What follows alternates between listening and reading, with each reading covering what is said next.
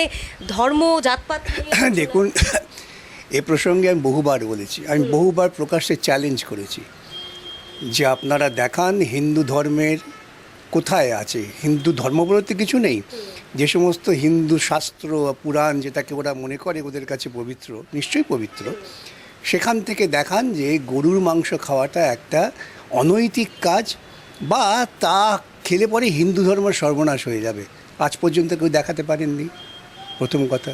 দ্বিতীয় কথা, আসলে ওরা ওদের অপরাধটাকে আড়াল করতে চান। ওরা কি অপরাধ করেছেন? যে একজন মানুষ তার বাড়িতে গরুর মাংস আছে, কার বাড়িতে ফ্রিজে কি থাকবে সেটা তো বাইরের লোকের কোনো উৎসাহ দেখার দরকার নেই, কিন্তু একজন মানুষের বাড়িতে গরুর মাংস পাওয়া গেছে এই অভিযোগে সেই মানুষটাকে পিটিয়ে মারা হলো। তাহলে ওদের কাছে একটা মৃত গরুর মাংসের থেকে একজন মানুষকে খুন করাটা অনেক বেশি পুণ্যের কাজ।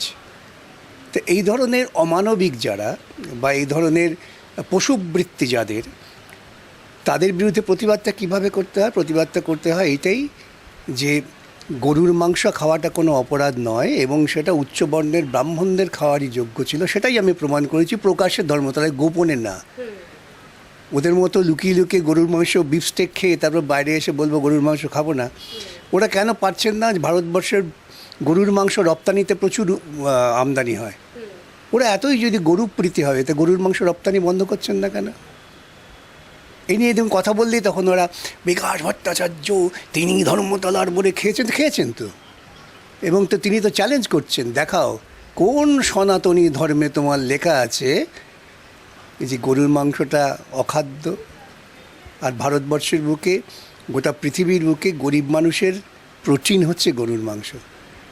বিজেপির বহু অঞ্চল আছে যেখানে তারা মানুষকে ভুল বুঝিয়ে ক্ষমতা এসেছেন, সেখানের মানুষ গরুর মাংস খান। আসলে ওরা চায় ব্রাহ্মণ্যবাদকে প্রতিষ্ঠা করতে। চতুর্বর্ণং মায়া সিস্টেম, একেবারে ব্রহ্মার মুখ থেকে নাক থেকে বেরিয়ে পড়েছে ব্রাহ্মণরা, আর সবাই হচ্ছে পদতলে। ওরা সেই ব্রাহ্মণ্যবাদকে প্রতিষ্ঠা করতে